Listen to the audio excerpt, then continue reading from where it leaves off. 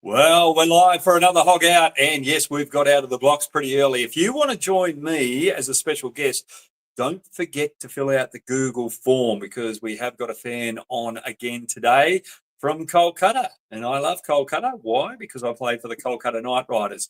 But the Google form there, as you just saw, it's easy to fill out. So get your little scribes in there, and I'd love to talk to you live on Hog Out. But we've got Patidar, RCB captain, that we're going to talk about, and England versus India last night. Well, did England show up in this particular series? We'll have a chat about that and a few other things, and some scintillating, is that the word? Some tough questions coming my way from that special guest. I'm just going to have a drink of water because I'm a little bit nervous about the questions coming to me.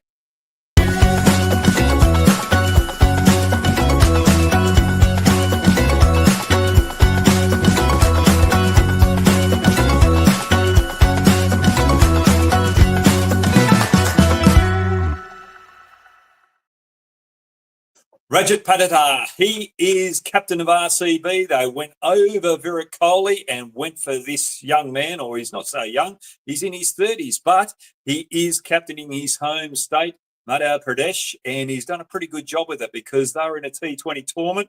The what was it called? The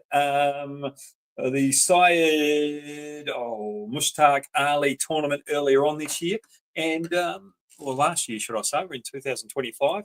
And they won 8 out of 10 games. They got into the finals. They got beaten by Rajasthan in the original fixtures. And then when they got the final, they got beaten by Mumbai. But he led the team well. And should I say, Andy Flower is very, very happy with him, with his calmness. That's one of the reasons why he's captain. Calmness, very diligent. He cares about his players, but he's also got a little bit of stubbornness about him as well. So when you're a captain of a team, you've got to be calm, you've got to care about your players, but you've also got to have a little edge about you where you've got that stubbornness about you to say, this is the direction I'm taking the team. This is where we're going today in this tough moment out in the field when they're put under pressure. So is he going to come off or is he not? He's got the experience behind him with his state team, and he performed well under pressure too, as he's leading the team there with some big 50s as well. So for me, I think this could be a good move for RCB. Someone that's not a big name player, someone that can talk to the lower ranked players within the squad, but also the higher ranked players. I think this is a perfect move for RCB. And finally, they might be able to get the final and win. Now, let's move on to England versus India. England were absolutely diabolical in this particular series. We saw some criticism through the commentary by Kevin Peterson saying that they haven't trained hard enough. And then McCullum comes out and says, well, we have been training, but there's been a lot of workload for our English players. So, we've got to mix and match what we're going to do in the training program because we don't want to overtrain them, especially when we've got the Champions Trophy just coming around. And if you look at it, they might be just trying a different style of playing moving forward.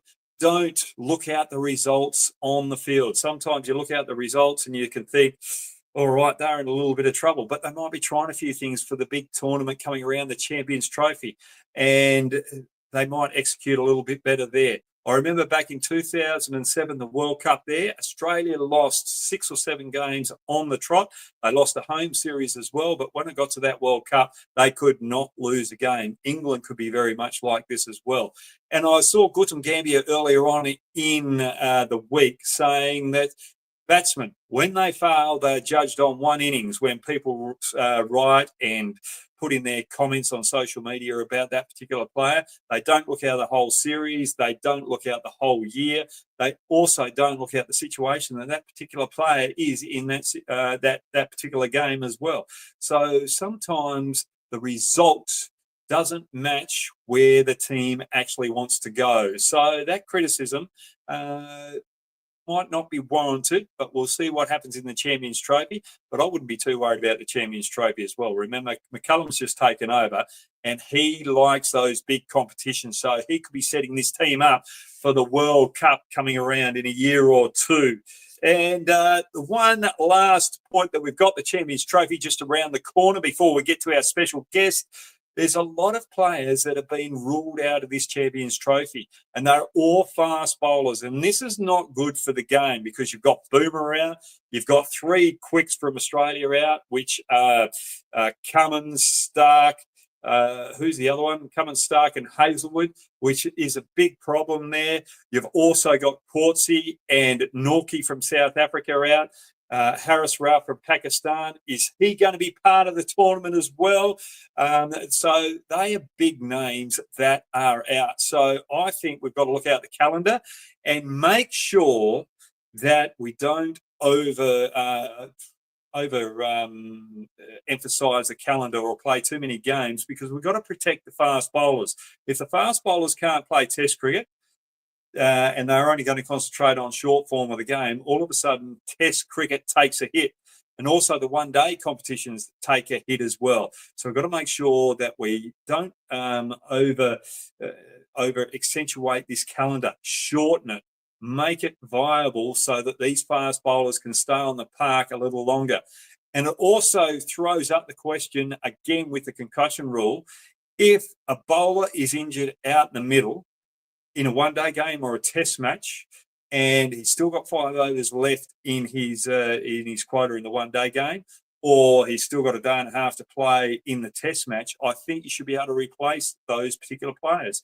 Because if they stay out there, try and bowl the overs to help the other teammates out and try and stay in the game, they'll injure themselves a little bit more. So the ICC can take a leaf out of my book there and look out replacement players for all injuries.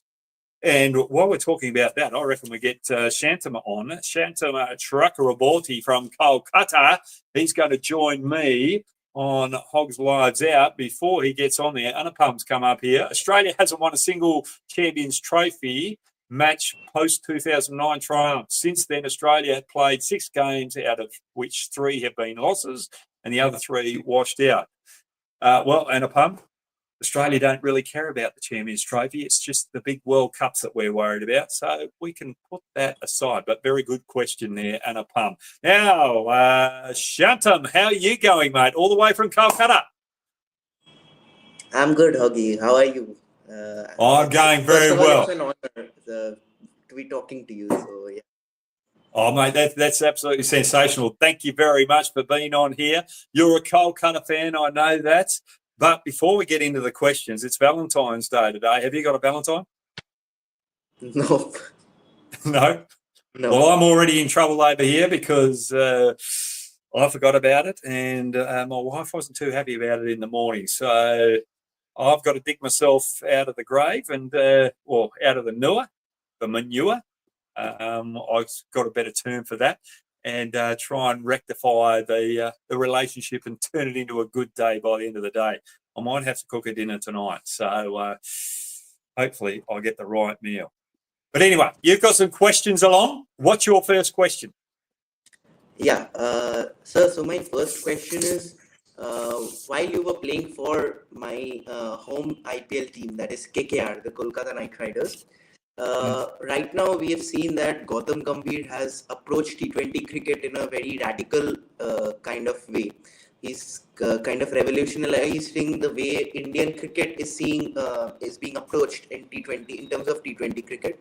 So while you were playing under the captaincy of Gautam Gambhir in KKR, what was his approach like then? Was he always like this, or is he changing right now? Look, he's one of those players that just wants to win at all costs. So he's prepared to lose to win. And if you've got that mindset, you're ahead of the game. And I think all the best teams that I have played with have that mindset, the successful teams. And when I talk about success, it doesn't mean that you're winning every trophy that's out there. You're winning every game. What it means is that you've got that mindset where you're going out there, you're prepared to take the risk to win the game rather than save the game. So for me, it was all about attack. I remember Kuldeep playing one of his first games for KKR. He got 3 for against Sunrisers Hyderabad. There are moments there where he's prepared to put the young fella under pressure and put fielders around the bat because the ball was turned. But he would be confident with the bowler and say, I don't care if you get hit for 4, just try and get that ball in the right area because we've got that fielder there to try and pick up a wicket. But you've got an in-out field, but he's taken a little bit further where you've got the in-out field. So you've got a catcher around the bat, but you've also got your players in that 30-metre ring where the ball's most likely going to go where you can defend the one, and then he's got the boundaries deep where the batsmen are going to go after. Really love that about him. When it came to talking to him, he was calm, collect. He was willing to listen. But when he wanted to make a point, he was very direct with that point. You knew exactly where you stood. And when he wanted you to make a certain change out in the middle, whether it was batting or bowling, he would go out there and say, right, I want you to try and take that risk. It's not going to have any effect on your playing status next game. It's just this situation of the game right now needs this. You've got to be prepared to do it. When he says you've got to go for it, you've got to be prepared to do it. And that's what I really loved about him, is that he had that positive nature about him, that aggressive nature about him. I think, the other thing with that too, you had some captains that will say to you, right, we're in a little bit of trouble here. We need you to defend. So once you've got that mindset of defending, you're already on the back foot. You don't have that positive mindset. All of a sudden, you're thinking of the negative. Whereas if Kolkata Knight Riders were in trouble, he'll be looking of that aggressive move that will change the momentum of the game. Not try and stifle it, but try and take a wicket. All of a sudden, your mindset is, right, we've got that aggressive. You've got that positive attitude. That's what I loved about Gambhir. And he's a new coach under that Indian team. Yes, they've had a bit of trouble, but they came over here to Australia having success over the last couple of years in that Test arena. But you still got to play that aggressive style of cricket and that brand of cricket. And it didn't pay off this time, and that's going to happen. But you've got to sit there and go, hey, where Indian cricket is right now, we've beat Australia a couple of times on their home soil. It didn't come off this year, but the next time we go over there with their fast bowlers where they're at the moment, will they be playing the next time India get there? The way that we're playing cricket, the brand of cricket that we've got, the stocks that we've got to be confident in a good Gambhir that will win that series in Australia next time we go down there. So that's the way he thinks. You happy with that? Yes, absolutely. Yep. No, I love playing under him.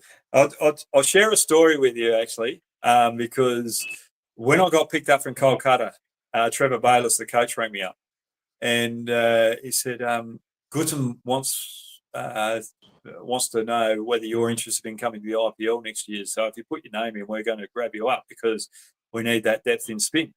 And I said, are you sure about that? Guttam actually said that about me. And he said, yeah, because the time before, I think it was 2 years before, I was playing for Rajasthan Royals, and I was fielding on the fence. We had a bit of a chat out in the middle. Shane Watson was bowling, and Watto gave him a bit of a word, and I was in close in the field, and I gave him a little bit of a chirp as well. And then I got on the boundary in front of the Kolkata bench there at Kolkata's home ground there, Eden Gardens, where the dugout is. And anyway, Guttam is sitting in there, and he goes, "You're too old. You're too old." And I thought he was just joking around, so I had a bit of a joke. And then he said something else, and then he got a little bit aggressive. And then when we played together, it was just great to play with each other because we both had that aggression out in the middle. We both loved the game. We both wanted to win, but we both slightly had different personalities. But we had a similar personality in a sense that we would never give up. We're always in there for the fight, no matter what it takes. And when the game finishes, you respect the opposition. So that's the way it goes. Yeah. So a little cheeky story there from behind the scenes. Yeah, it was great getting the insight of Gautam Gambhir actually. Yeah. The second question, which I would like to ask is, when you were growing up, you did not have sort of so many inspirations around in terms of left arm wrist spin bowling. Nowadays, youngsters growing up, they have legends like Shane Warne or Anil Kumble to look up to when they were young as kids. When you grew up, you did not have such left-arm Chinaman bowler. So, to speak of that context, considering it was not that popular, how was that experience being? And just to follow up from your previous question, you had a young Kuldeep Yadav in the team of KKR. So, how was the experience guiding him? Because obviously you were a legend of the game by then, and it was a fantastic opportunity for a youngster like Kuldeep to get some learnings of the game from you. Yeah. Now, your volume or voice coming through is echoing a bit, so it's a bit difficult. But put your thumb up if this is a question that you're asking. How difficult do you think it is to master left arm wrist spin bowling, considering the fact that it was not popular when you started playing cricket? Is that the question that you were asking me? Yep. So. Yeah, just something with your voice. I don't know whether it's. I hope it's not going out to the general public, but it's coming through my ears like that. Well, when it's coming through, I had no one to look up to, which was a great thing. So it was something exciting, something new. The first game that I actually played in Shield cricket, the reason why I started bowling it is because we were playing a left-arm Chinaman. Now, I'd never heard of anyone, never seen anyone bowl it, so this was going to be my first experience of seeing someone bowl it. It was Freddie Freedman from New South Wales. But I'd actually bowled it in the nets before I'd actually seen him. So I had no one to really look up to. Whereas if you had Shane Warne as a leg spinner, you had him to look up to. I thought it was great because I felt like I was one of the players that was inventing something new coming into world cricket as such. And I had a fresh slate. So I didn't have anyone to look up to. I didn't have anyone that I could be judged against, and for me, it felt easy. And I was very lucky because I didn't start bowling it till I was 22. They just seemed to happen. I was able to let them rip straight away, but there was a lot of work in getting consistency and also getting my variations right as well. But when I talk about consistency, because I started them at the age of 22, I spent about 3 months where I was just bowling leg spinners into a little box, and I would not bowl any variations until I had landed 60 balls in a row in that box. It took me 3 months to do that. And Peter Karlstein, who's the youngest Test cricketer that played for South Africa, and John Tricos as well, who has got one of the records. He played for South Africa as well as Zimbabwe. They both helped me out through that particular period. And they were very stringent on that. You get your stock ball right. That was probably the hardest thing about the leg spin for me, is getting that stock ball right. It's not easy, and nothing's easy. If you want to do something in life, there's a lot of work that you've got to do behind the scenes. It just doesn't come on a platter. So if you want to be the best at something, you've got to nail those basics. You've got to nail those foundations. And once you've nailed those foundations, then you move to the next step, which is starting to work out plans against opposition batsmen, trying to read those batsmen. So I guess I was very lucky that I was able to bowl them from the start when I got asked to. And I'm glad I did, because I was a frontline batter in Shield cricket for the first couple of games that I played. But then you had Matthew Hayden, Justin Langer, Adam Gilchrist around there, Ricky Ponting, Stuart Law, Love, all these great batsmen that Australia had out at the time, Darren Lehman. There was no way I was going to be able to bat in front of those particular players. They just had a little bit of better skill than what I did. But I just wanted to be an all-rounder. I wanted to participate in everything about the game. That's why I took up left-arm leg spin. I did start as a left-arm swing bowler, but I wasn't quick enough and I didn't grow enough, so spin was the option. Okay, let's have a crack at your third question. Yes, sir. So my third question is, the Champions Trophy is coming up in a few days' time. So Yep. what are your general predictions about its top run scorers or top wicket takers, considering that it will be played in Pakistan and Dubai? Yeah. I look at now. I don't normally get the questions or read the questions, but I've taken time in this particular one. Now, India for me, Gill will be the leading run scorer. Axar Patel will be the leading wicket taker. I think they'll play both him and Jadeja in the same team. Remember that they're going to be playing Pakistan on neutral territory as well. So, and I think Axar Patel with his tallness will be more of a handful than probably Jadeja in Pakistan conditions, because the wickets don't do as much as what India does.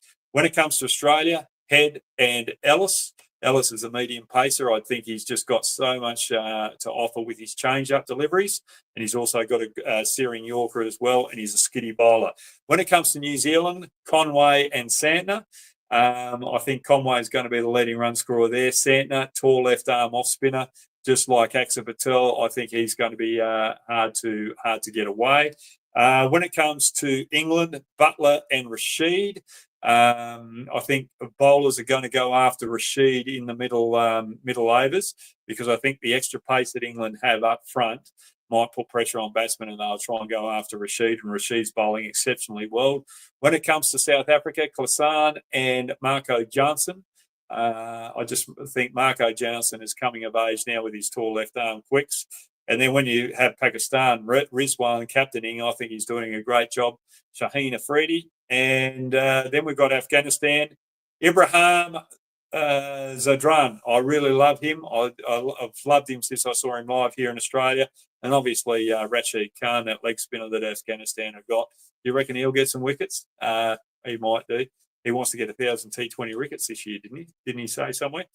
And Bangladesh, Shanto and Nahid Rana with his 150 click deliveries. I think he's going to be a handful. But I think Gill is going to be the leading run scorer of the tournament. And I think Nathan Ellis from Australia will be the leading wicket taker. That's how I see it. I think Gill is batting superbly at the moment. I think he's in as good a touch as anyone else. He's the best batsman going around in world cricket or one-day cricket out this moment before we hit the Champions Trophy. I reckon he'll get he'll be the leading run scorer. Beautiful. Yep. Beautiful. Have you got your next question, please, mate? Yes, sir. So as we are seeing that the Fab Four era is sort of coming to an end, although the batters are playing pretty much magnificently compared to the rest of the cricketers still now, but they are in the wrong end of the 30s, as you can see. So Yep. in the next generation, who are the top cricketers to watch out for according to you across formats? All three formats, T20 cricket, Test cricket, as well as ODI cricket. Who will be the leading run scorers or wicket takers in the next generation? Now, I've taken this under 25, so Gill's not in this list, but I've got Jaswell, obviously, left-handed bat. Connolly, Brooke from England, who's just 24. Jamie Smith from England as well. I really like what he's got to offer out this stage. So Cooper Connolly from Australia. He's from West Australia. What I've seen early on, he's going to be the bee's knees moving forward. I think he's got a lot to offer. He's got to learn to play spin a little bit better, but I think he'll work that out very quickly. Jamie Smith, the keeper from England, he can hit a big ball, and I think he's going to be good. When it comes to the bowlers, I think Harshit Rana and Nahid Rana as well, the two runners. So you've got one from Bangladesh and one from India there. What I love about Nahid Rana, when the pressure's on, it's a long day, he's still bowling 150 clicks in a test match. And that just shows that he's got passion, he's got courage. And Nashit Rana, I just love. He's a bit like Gambhir. He just wants to be in the fight. He doesn't want to give up. So I like that about him, and you'll be happy with that with KKR. I think O'Rourke from New Zealand, he's got a little bit of pace about him. So I'm just going to keep my eye on him. Marco Jansen from South Africa. And there's a guy from Australia here, Marley Beardman. He's less than 20 years of age. He's only played a small amount of cricket here in WA at first class level, but he's very quick. He's got a good Yorker, good bouncer. He's very accurate. So watch out for that name, Beardman. And then when it comes to the spinners, I think Sanger from Australia here, Tambe Sanger, who's in the Championship Trophy, World Championship Trophy. He's one to watch moving forward as well. So they're the bowlers that I'd be looking at as well. I think England have got Ahmed as well, the leg spinner, but I think he's still got a little bit of work to do. So they're the players that I'd be looking out for right now. Any other players that you'd be looking at? So Yashasvi Jaiswal is also under 25. Also Cameron Green, I think. Cameron Green, all-rounder? Yes, definitely. But he's got to stay on the park. He's got to stop getting injured. Definitely. Good choices there.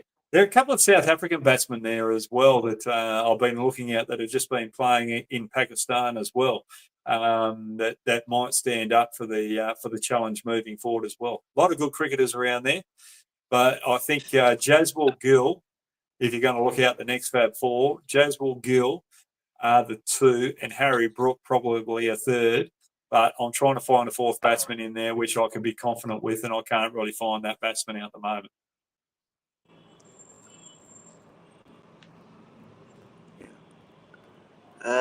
There's Saeem Ayub from Pakistan, who's also done Yep. well, actually. Yeah. But he's got to do well in all conditions. So we'll see about him.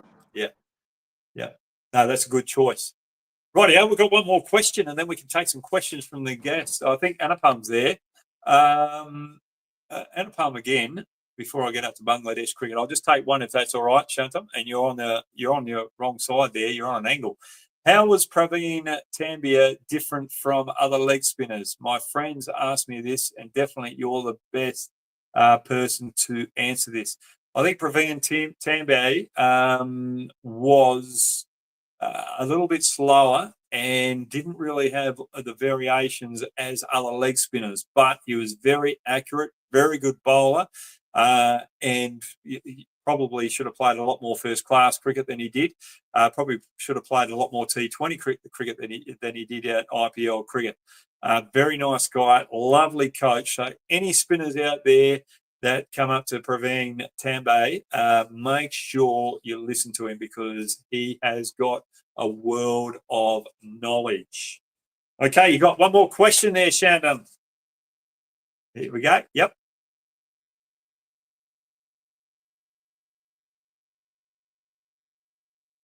Oh, he's gone on. Yep. You're not coming through, but you're not coming through. Can't hear, but I'll just read it out for you. Comparison on the role of fitness, both physical and mental, in our generation of cricket versus cricket in the 1990s and 2000s. Is that the one? Is that the one? Finger up. So that's what Shantam has asked. We've got a bit of a technical issue there. Sorry about that, Shantam. So basically, the difference between the fitness now and back in the day is that you've got to play three different formats of the game. And I really love what the players are trying to do at the present moment. T20 cricket to Test cricket is a huge shift because you're playing a power game. All of a sudden, you've got to run harder between the wickets. Whereas in Test cricket, you're trying to play that endurance game, whether it's bat and ball. So it's harder for fitness for players now to get prepared for the different tournaments that they've got all around the world. So for me, as a fitness expert that gets in these paid roles, they've got a tough job because they've got to keep these players on the park. And the difference between it as well, you're going to power hitting to that endurance stuff as a batsman. You're going to bowl within yourself in Test cricket, and then that extra pace in T20 cricket. The changes on the body can be quite excessive, and that's why you see a few batsmen getting back problems because they're going from defence to more of a power game where they're trying to overhit the ball, and then they're trying to play more reverse sweeps and sweep shots as well with more aggression. So all that on the body is playing a lot. So for me, fitness instructors out there have got a lot to lots to do in the research department to make sure players stay on the park for a lot longer and are able to perform in all different formats of the game, because we don't want injuries and we want to see our best players on the park playing Test cricket for their country and playing T20s and one days in World Cups as well. So it's very important for the fitness consultant. If there's one bit of advice that I could give a young cricketer out there, it's your core strength. If you can get your core strength in order, it really takes a lot of pressure off the rest of the body, and you get that power game, but you also get that endurance game as well. It's also about fielding as well, because you've got these players that are fielding in the slips most of the Test match. Then all of a sudden, 2 weeks later, they're playing a T20 game, and all of a sudden they've got to sprint off their feet from the deep, throw the ball in. So they've got different aspects of how they operate in the field as well. And that's a really good question. Really good question. Is your mic on now? Can we get a hold of you, or have we still got that technical problem? Hopefully we can hear you. Because as we're trying to get that, Bangladesh cricket unveiled. Hi, Hoggy. Mate, I don't agree with your mate Ricky about Bangladesh being weakest this year. I believe it can play a best when we can win. This because of our experience and strong bowling attack. Bangladesh cricket, I totally agree with you. I would never write off Bangladesh cricket. I think you've got some quality spin and you've also got some quality pace. It's just about that batsman standing up under pressure. That's the only thing I'll worry about Bangladesh cricket, is when there's extreme pace coming on from both ends, from opposition teams. That's when they can struggle. And they have had a little bit of success over in Pakistan of late too, from memory. So I think they could be all right, Bangladesh over there. So don't write them off, Ricky Ponting. Never, ever write anyone off. I'll just quickly go through. Aravind, Rajat is a good option. Your thoughts about this? But Bhuvi would have been better because Rajat only played 27 matches. Well, Bhuvi hasn't played for RCB, and Rajat has played 3 seasons for RCB. So I think if you're going to get a captain in there, you want someone that's been around the organisation for a period of time, that knows the culture and wants to build on that culture. So Rajat has got a foundation to build on, whereas you bring someone new in, sometimes it doesn't work. And Bhuvi, you want to make sure that he's right for the picking as with his bowling as well. Anupam will go. Oh, Mohd Raza. God bless you, brother. God bless you too, Mohd Raza. One more question before we go. What we can expect from Ashley Gardner as captain in this WPL? A lot of knowledge, good spinner, can bowl, bat as well. You're going to get someone who's very dominant in your team. She's a quality cricketer who's rising up and up and up each game she plays. For me, I think that's a good choice as a person to have as captain. She's going to be a strong leader in the WPL. Good little observation there. Now, thanks very much, Shatam, for you getting on as my special guest. It was a little bit of a pity that we had a little bit of a technical problem there, but that happens in this day and age, and we got through it. But thanks very much for joining me on Hog Out. If you want to join me as a special guest, make sure you fill out that Google form. That's Hog Out.